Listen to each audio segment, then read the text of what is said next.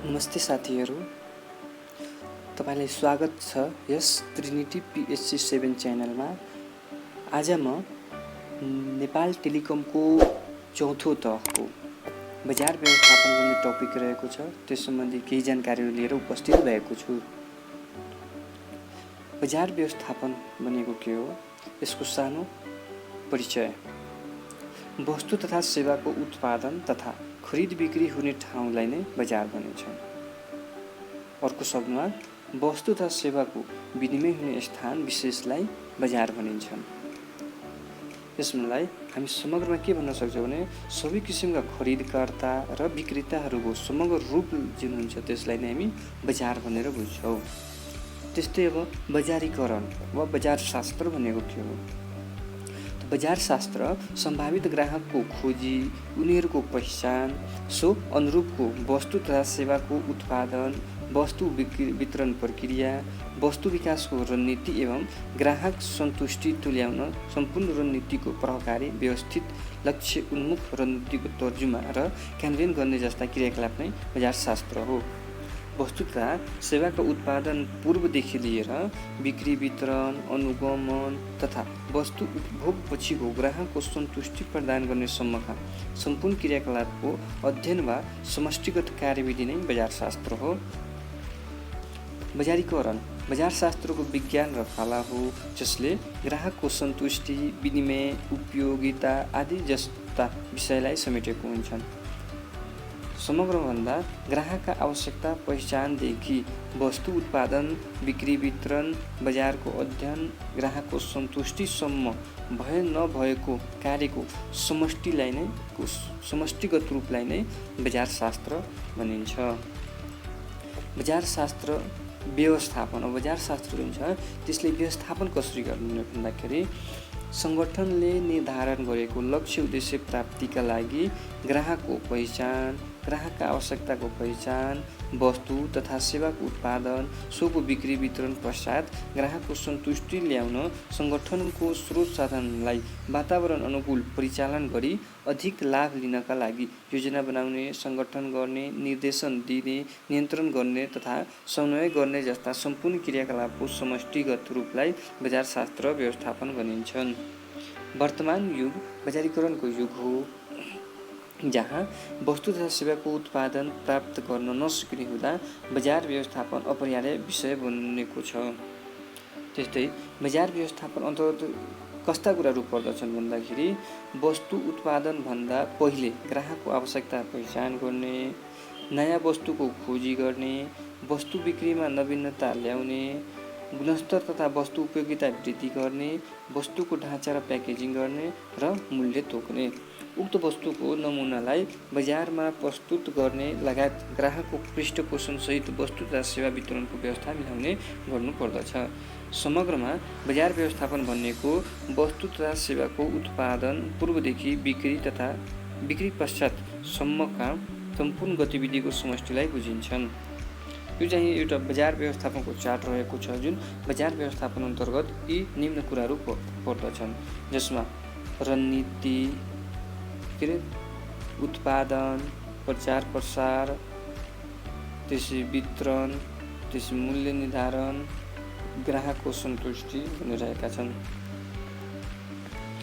बजार शास्त्र वा बजार व्यवस्थापनको आवश्यकता के हो, यसका महत्त्व, उपयोगिता वा कार्यहरू भन्दाखेरि यो चाहिँ लेख्नुपर्ने हुन्छ। नम्बर 1, उपभोक्ताको लागि अब बजार शास्त्र जुन छ यसको उपभोक्ताको लागि के आवश्यकता पर्छ, के महत्त्व छ भन्दा वस्तु र सेवाको बारेमा सूचना प्रदान गर्न, गुणस्तरीय सेवा प्रवाह गरी ग्राहकको सन्तुष्टि कायम गर्न, उपभोक्तालाई छनौट सुविधा प्रदान गर्न, सेवाग्राहीको जीवनशैलीमा सुधार ल्याउन आदि। नम्बर 2, समाज र राज्यका लागि यसको के महत्त्व रहेको छ भने साधनहरूको उच्चतम प्रयोग गर्न, उपयोगिताको सिर्जना गर्न, रोजगारीको सिर्जना गर्न र आर्थिक स्तरमा वृद्धि गर्न। नम्बर 3, व्यावसायिक फर्मको लागि यसको के आवश्यकता छ? व्यावसायिक फर्म गर्नलाई बजार शास्त्र वा बजार व्यवस्थापन किन चाहिन्छ भने सङ्गठनको आय आर्जनमा वृद्धि गर्न, योजना तथा निर्णय निर्माण कार्यमा सहयोग गर्न, अर्को सङ्गठनको ख्यातिमा वृद्धि गर्न, वस्तु तथा सेवाको बिक्री वितरण बढाउन, नयाँ वस्तु तथा सेवाको उत्पादन गर्न, विद्यमान वस्तु तथा सेवाको उत्पादन बढाउन, बिक्री वितरणको लागत घटाउन, बजार विस्तार गर्न, बजार प्रवर्धन गर्न, नयाँ प्रणालीको विकास गर्न, उत्पादित वस्तु प्रचार प्रसार र प्रवर्धन गर्न, उपयुक्त मूल्य निर्धारण गर्न, संस्थामा ग्राहकको आकर्षण बढाउन इत्यादि। अब बजारको विकास क्रम हेर्ने भने आत्मनिर्भर अर्थव्यवस्थाको चरण तथा चरणहरू दिएको छ। बजारको विकास क्रमका चरणहरू छन्। पहिला त आत्मनिर्भर अर्थव्यवस्थाको चरण, त्यसपछि प्रारम्भिक वस्तु विनिमय अर्थव्यवस्थाको चरण, व्यापार प्रादुर्भावको अवस्था, मौद्रिक अर्थव्यवस्थाको चरण, शहरी अर्थव्यवस्थाको चरण, अन्तर्राष्ट्रिय अर्थव्यवस्थाको चरण।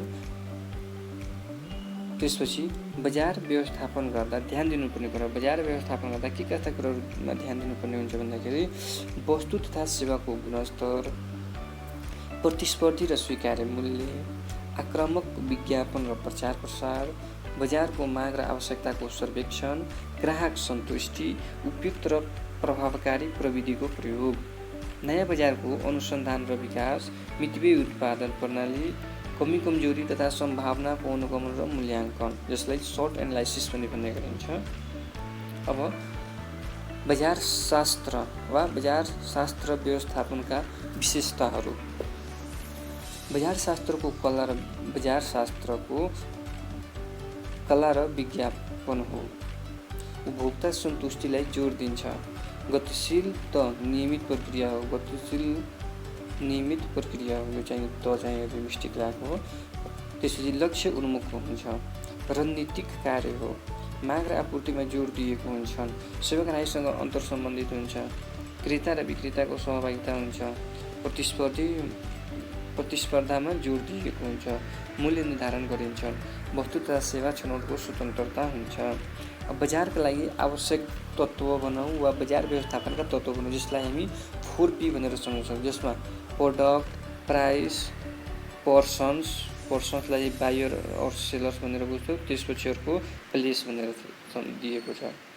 त्यसपछि वस्तु, बजारको लागि अनिवार्य शर्तको रूपमा वस्तुलाई लिइन्छन्। वस्तु बिना बजारको परिकल्पना गर्न सक्दैन, किनभने बजार वस्तु तथा सेवाको विनिमय गर्ने ठाउँ हो, जहाँ खाद्यान्न बजार, वित्तीय बजार, सुन बजार आदि रहेका हुन्छन्। नम्बर 2 हुनुपर्ने हो, चाहे 1 नै भएको हो। नम्बर 2 मूल्य यानि कि प्राइस।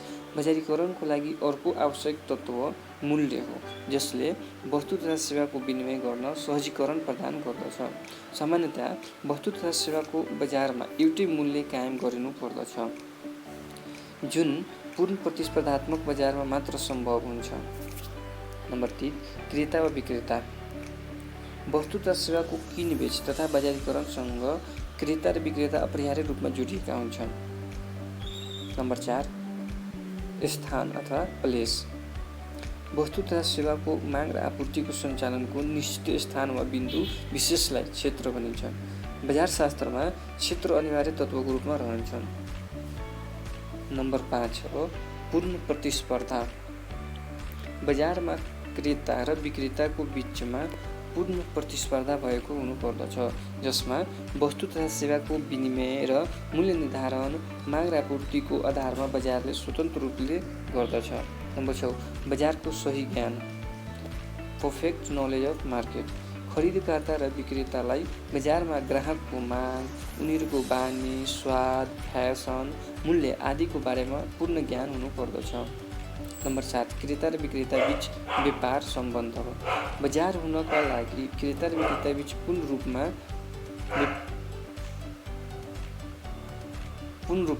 व्यापार सम्बन्ध हुनुपर्दछ। तिनीहरू बजारमा भौतिक रूपमा उपस्थित नभएसम्म व्यापार सम्बन्ध जारी हुनुपर्दछ। फेरि एकचोटि, बजार हुनका लागि क्रेता र विक्रेता बीच पूर्ण रूपमा व्यापार सम्बन्ध हुनुपर्दछ। तिनीहरू बजारमा भौतिक रूपमा उपस्थित नभएसम्म व्यापार सम्बन्ध जारी हुनुपर्दछ। बजारका वर्गीकरण। वस्तु तथा सेवाको उत्पादन, बिक्री, वितरण र व्यवस्थापन जस्ता गतिविधिहरू बजार अन्तर्गत पर्दछन्।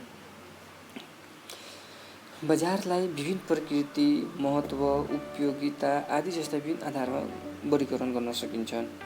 नम्बर 1, क्षेत्रको आधारमा। स्थानीय बजार सीमित खरिदकर्ता र विक्रेता रहने र दैनिक उपभोग्य नाशवान वस्तुको कारोबार हुने, स्थानीय रूपमा उत्पादित वस्तुहरू रहने र स्थानीय स्तरमा सञ्चालन हुने बजारलाई स्थानीय बजार भनिन्छ। नम्बर ख, क्षेत्रीय बजार। एउटा निश्चित क्षेत्रभित्र खास जिल्ला, प्रदेश वा स्थानीय भन्दा केही फराकिलो हुन्छ, त्यसलाई क्षेत्रीय बजार भनिन्छ। नम्बर ग, राष्ट्रिय बजार। देशको सीमाभित्र मात्र सञ्चालन हुने बजारलाई राष्ट्रिय बजार भनिन्छ। यस्तो बजारमा वस्तु तथा सेवा उत्पादन स्वदेशमा गरिन्छ र बिक्री वितरण पनि स्वदेशभित्र नै गरिन्छ।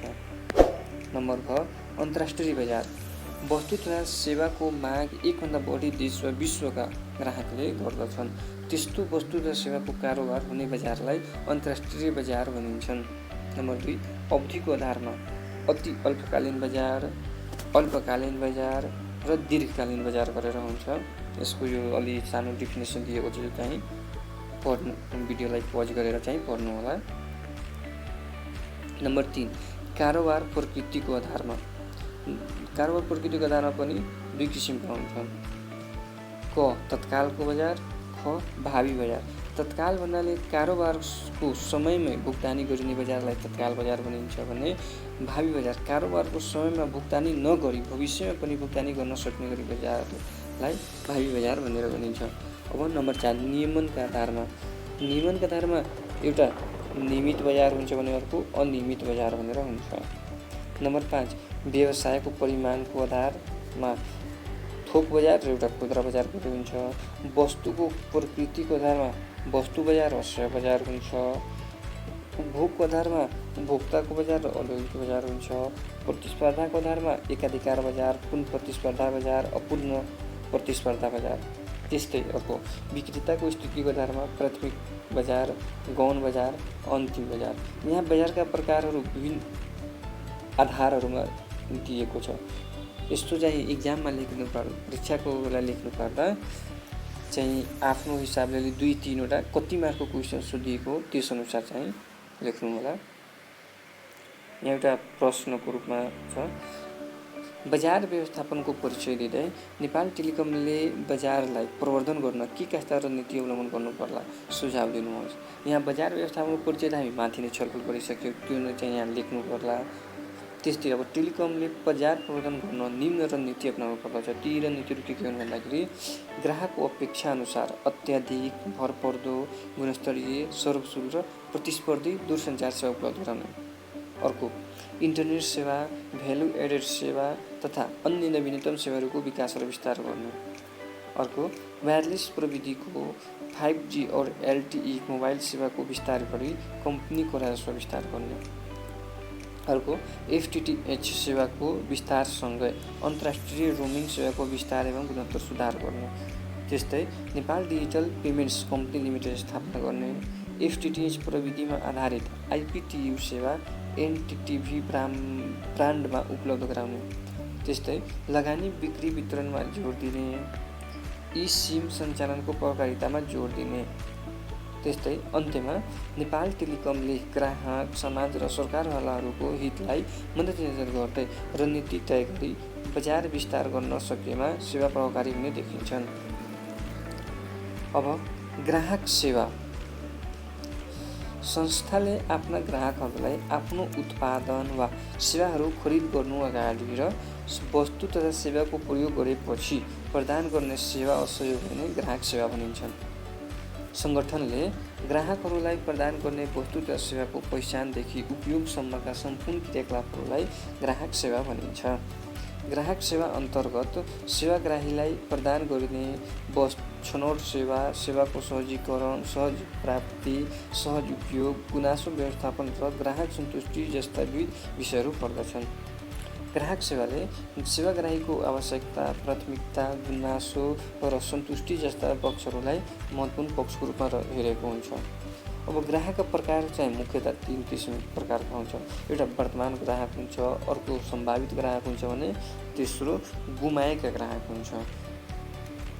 यसमा वर्तमान ग्राहक के हुन्छ भने अहिले वर्तमानमा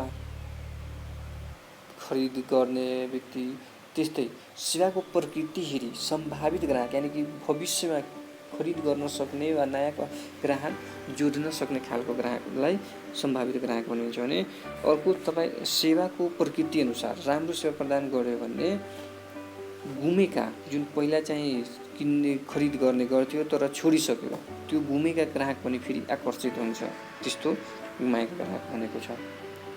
ग्राहक सेवाको उद्देश्य के हुन्छ? अब ग्राहकको सन्तुष्टि प्राप्त गर्ने, ग्राहकको आसक्ति बढाउने, ग्राहकको जीवन पर्यन्त मूल्य पाउने, कस्टमर रिकभरी, उत्पादन बढाउने, बिक्री बढाउने, सकारात्मक ग्राहक अनुभवको प्राप्ति, वस्तुको गुणस्तरमा सुधार गर्ने, वस्तुको ब्रान्ड मूल्य बढाउने।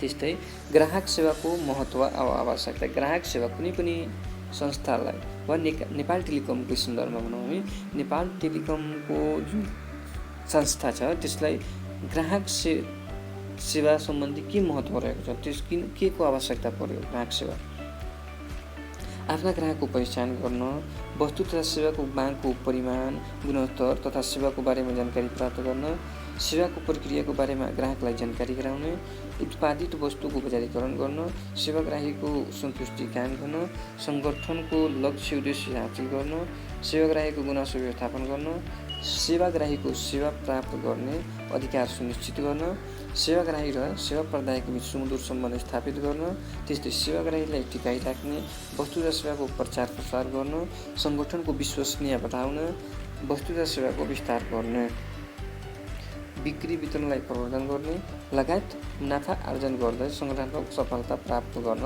ग्राहक सेवाको आवश्यकता रहेको छ। त्यस्तै अब ग्राहक सम्बन्ध वा यसलाई अर्को जनसम्पर्क पनि भन्न सक्छौँ। जनसम्पर्क भन्नाले दुई या दुईभन्दा बढी पक्ष निकाय बीच हुने अन्तर्क्रिया, अन्तर्समन्वय र अन्तर्सम्बन्धलाई बुझाउँछ। बजार व्यवस्थापनमा जनसम्पर्क भन्नाले वस्तु र सेवा उत्पादन गर्ने निकायले उपयोग गर्ने सेवाग्राही बीच राख्ने सकारात्मक सम्बन्धलाई ग्राहक सम्बन्ध भनेर भनिन्छन्। जनसम्पर्क बृहत र बहुआयामिक हुने गर्दछ। यो मुख्य गरी लगानीकर्ता, उपभोक्ता, आपूर्तिकर्ता, वितरक, सेवाग्राही, स्थानीय जनता, प्रेस, सर्वसाधारण आदि जस्ता निकायसम्म हुने गर्दछ। जनसम्पर्कको मुख्य उद्देश्य उत्पादित वस्तु तथा सेवाको बढीभन्दा बढी उपयोगको अवस्था सिर्जना गर्दै खुसी र सन्तुष्टि तथा व्यावसायिक सफलता हासिल गर्नु हो। ग्राहक सम्बन्ध तथा जनसम्पर्कको आवश्यकता सचेतना प्रवर्धन गर्न, सङ्गठनको वस्तु, सेवा, नीति, कार्यक्रम, भावी योजना, भावी नीति आदि जस्ता विषयमा जानकारी प्रदान गर्नु। नम्बर 2 नयाँ वस्तु तथा सेवाको जानकारी प्रदान गर्न, सङ्गठनमा कुनै नयाँ तथा सेवाको सृजना हुँदा त्यसको विशेषता, गुण, प्रयोग आदिका बारेमा जानकारी गराउन प्रयोग गरिन्छन्। नम्बर 3 सेवाग्राहीको सन्तुष्टि कायम गर्न, व्यावसायिक सफलताको प्रमुखकर्ताको रूपमा सेवाग्राही हुन्छन्। यसकारण सेवाग्राही सन्तुष्टि कायम गर्न ग्राहक सम्बन्ध कायम गर्नु आवश्यक रहन्छ। नम्बर 4 बाँकी ग्राहक सेवाको महत्त्व जुन हामी माथि पढ्यो त्यसलाई नै यसमा लेख्न सक्नुहुन्छ। ग्राहक सम्बन्ध कायम गर्ने तरिका वा विधि। ग्राहकसँग सम्बन्ध कायम गर्ने विधि के भने एउटा त प्रत्यक्ष विधि।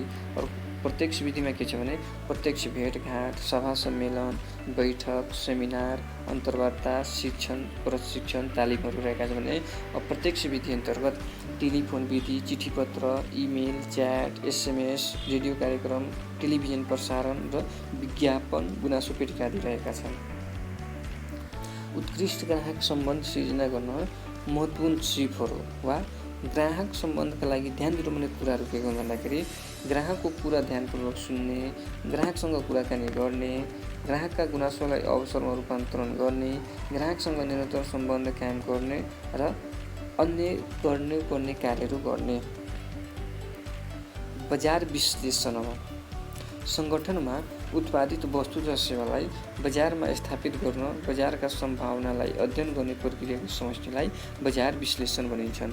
बजार विश्लेषणमा विगतका आधार मानेर भविष्यको पूर्वानुमान गर्नु बजार विश्लेषण हो, जहाँ विगत, वर्तमान र भविष्यको परिकल्पनालाई आधार मान्ने गरिन्छन्। बजार विश्लेषणभित्र पर्ने कुराहरू विगत, वर्तमान र भविष्यको अवस्थालाई हेरिन्छ। बजारको आकार र प्रकारलाई हेरिन्छ। बजारको प्रकृति, ग्राहकको वर्गीकरण, प्रतिस्पर्धाको विश्लेषण, व्यावसायिक वातावरण, वस्तुको मूल्य र गुणस्तर र व्यावसायिक रणनीतिहरू आदि कुराहरू विचार गर्ने गरिन्छ। बजार विश्लेषणका विधिहरू। बजार विश्लेषणका विधिहरू। नम्बर 1 आधारभूत विश्लेषण। बजार विश्लेषण गर्ने विभिन्न विधिहरूमध्ये बौद्धिक एवं गहन विधि आधारभूत विश्लेषण विधि हो, जसले वस्तुको मूल्यलाई, उपभोक्तालाई र गुणस्तरलाई प्रभाव पार्ने तत्त्वहरूको अध्ययन विश्लेषण गर्ने गर्दछ। नम्बर 2 प्राविधिक विश्लेषण। वस्तुको मूल्य, परिमाण, बिक्रीको अवस्था आदि जस्ता कुराहरूलाई आधार मानेर गणितीय माध्यमबाट बजारको वस्तुस्थिति पत्ता लगाउने विधि नै प्राविधिक विश्लेषण विधि हो। यहाँ बजारको समग्र अवस्थालाई चार्टमा राखी विश्लेषण गरिन्छ, जसले बजारको भविष्यमा हुने सम्भावित अवस्थालाई समेत उजागर गर्ने गर्दछ। मनोविज्ञान विश्लेषण। नम्बर 3 मा मनोविज्ञान विश्लेषण हो। आधारभूत विश्लेषण र प्राविधिक विश्लेषण गरेर मात्रै बजार व्यवस्थापनलाई प्रभावकारी बनाउन सकिँदैन। यसको लागि ग्राहकको आवश्यकता, प्राथमिकता र कुनै वस्तु तथा सेवा किन्न रुचाउँदछन् भन्ने पक्षको समेत विश्लेषण गरिन्छ, जसलाई मनोवैज्ञानिक विश्लेषण भनिन्छ।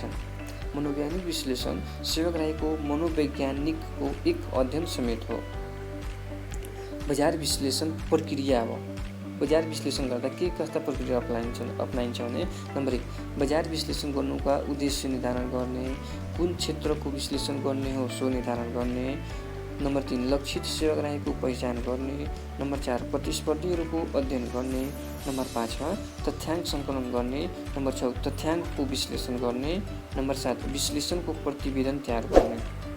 अब बजार विश्लेषणको आवश्यकता र महत्त्वमा बजारको पूर्वानुमान गर्न, जोखिम न्यूनीकरण गर्न, बजारको प्रवृत्ति थाहा पाउन, स्रोत र साधनको उच्चतम प्रयोग गर्न, वस्तु तथा सेवाको मूल्य निर्धारण गर्न, वस्तु तथा सेवाको उत्पादन गर्न, मुनाफा आर्जन गर्न र लगायतका बजारको विकास विस्तार र प्रवर्धन गर्न। त्यस्तै हो बजार अनुसन्धान। सम्भावित बजारको विभिन्न तथ्याङ्कहरूको सङ्कलन गर्ने, व्याख्या गर्ने, विश्लेषण गर्ने र प्रस्तुतीकरण गर्ने प्रक्रियालाई बजार अनुसन्धान भनिन्छन्। बजार अनुसन्धान व्यावसायिक संस्थाले विभिन्न प्रयोजनको लागि बजारको अनुसन्धान गर्दछ, जहाँ समस्या समाधान गर्न, नयाँ कुराको खोज तथा अनुसन्धान गर्न, नयाँ तथ्य पत्ता लगाउन, आफ्नो वस्तु तथा सेवालाई बढीभन्दा बढी बजारीकरण गर्न बजार अनुसन्धान गर्ने गरिन्छन्। बजार अनुसन्धान विशेष गरी सङ्गठनको बजारमा देखिने समस्या समाधान गर्न तयार पारिएको व्यवस्थित ढाँचा समेत हो। समग्रमा बजार अनुसन्धान वस्तु तथा सेवाको उत्पादन, बिक्री, वितरण, प्रवर्धन, बजार व्यवस्थापन जस्ता विषयमा सुधार गर्न बनाइने नीति एवं रणनीति समेत हो। बजार अनुसन्धानका क्षेत्रहरू। नम्बर 1 वस्तु अनुसन्धान, 2 उपभोक्ता अनुसन्धान, 3 वितरण अनुसन्धान, 4 मा प्रचार प्रसार अनुसन्धान, 5 बिक्री अनुसन्धान, 6 मूल्य अनुसन्धान, 7 प्रतिस्पर्धा अनुसन्धान, 8 मा गुणस्तर अनुसन्धान। समग्रमा बजार अनुसन्धान वृहत र बहुआयामिक अवधारणा हो। यो उद्देश्यमूलक हुने गर्दछ, जसले सङ्गठनको वस्तु तथा सेवाको उत्पादन, बिक्री, वितरण, बजारीकरण जस्ता विषयहरूलाई सुधार्ने गर्दछ। अब बजार अनुसन्धान प्रक्रिया। नम्बर 1 समस्याको पहिचान। नम्बर 2 शीर्षक छनौट। नम्बर 3 स्थानको छनौट। 4 विकल्पहरू तयार गर्ने। नम्बर 5 सम्बन्धित स्थानमा भ्रमण जाने। 6 मा तथ्याङ्क सङ्कलन। नम्बर 7 तथ्याङ्कको विश्लेषण। नम्बर 8 निष्कर्ष र प्रतिवेदन तयार गर्ने।